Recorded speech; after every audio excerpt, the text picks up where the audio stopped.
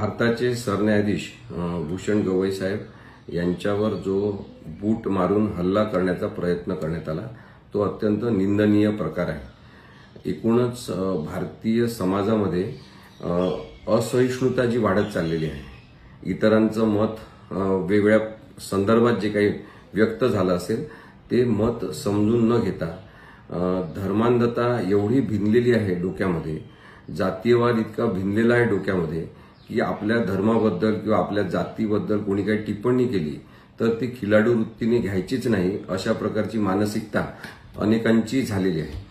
आज सर्वोच्च न्यायालयात जो बूट मारून फेकण्याचा प्रयत्न करण्याचा प्रकार झाला तो अत्यंत निंदनीय अशा स्वरूपाचा आहे। जस्टिस भूषण गवई हे भारताचे सरन्यायाधीश आहेत आणि त्यांच्यावरच बूट उगारण्याचा प्रयत्न करणारा जो माणूस आहे त्यांनी कोर्टातून त्याला बाहेर काढताना ज्या घोषणा दिल्या की सनातन धर्माच्या संदर्भात किंवा आमच्या धर्माच्या संदर्भात असं वक्तव्य केलेलं चालणार नाही, याच्यातून एक अरेरावी आपल्याला दिसते, एक मगरुरी आपल्याला दिसते, गुंडगिरी आपल्याला दिसते।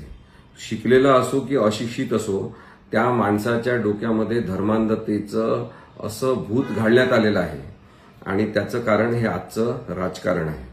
आपण पाहतो की अगदी राजकीय लोकांच्या बेताल वक्तव्यांपासून क्रिकेटच्या मैदानापर्यंत आणि आता सरन्यायाधीशांवर बूट उगारण्याच्या प्रक्रियेपर्यंत सुद्धा असहिष्णुता जी वाढलेली आहे ती अत्यंत घातक आहे, ती हिंसक मार्गावर आलेली आहे। इतरांसोबत आपण हिंसा केली म्हणजे आपण फार महान आहोत अशा प्रकारचा जो आविर्भाव निर्माण झालेला आहे त्याच्यातून कायद्याच्या समोर अनेक प्रश्न निर्माण झालेले आहेत, न्यायाच्या व्यवस्थेसमोर अनेक प्रश्न निर्माण झालेले आहेत आणि इंडिपेंडंट व्यवस्था म्हणून, स्वतंत्र व्यवस्था म्हणून आपण न्यायव्यवस्था निर्माण झाल्याचं पाहतो।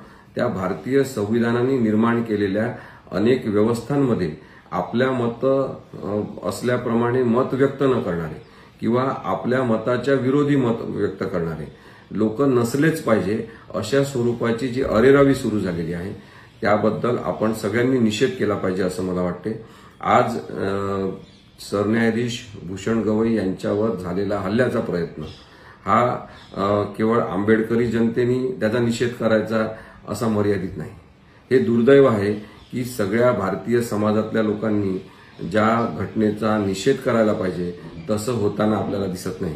हा जो डिवाइड तयार केलेला आहे समाजामध्ये, फूट तयार केलेली आहे धर्माच्या आधारे, धर्मांधतेच्या आधारे आणि राजकीय पक्षाच्या आधारे, त्याला कारणीभूत कोण आहे हे आपण समजून घेतलं पाहिजे आणि त्याला कारणीभूत जर 2014 पासून सुरू झालेलं राजकारण असेल तर आपण समजून घेतलं पाहिजे की आपल्यामधली माणुसकी हरवून टाकणारं हे राजकारण आपल्याला नको आहे। हिंदुत्वाच्या नावाखाली असेल किंवा कट्टरवादी मुस्लिम होण्याच्या नावाखाली असेल, कोणतंच धर्मांध राजकारण नको। या भारतामध्ये कट्टरवादी हिंदू असतील किंवा कट्टरवादी मुस्लिम असतील, त्यांनी आपलं वागणं सुधारलं पाहिजे। भारतीय संविधानाला आणि लोकशाहीला आव्हान देण्याचा प्रयत्न जर कोणी करत असेल तर त्याचा निषेध करून आता चालणार नाही, तर या लोकांवर गुन्हे दाखल झाले पाहिजे आणि यांना कठोरतम शिक्षा झाली पाहिजे, अशी सुद्धा मागणी समस्त भारतीय लोकांनी करण्याची गरज आहे।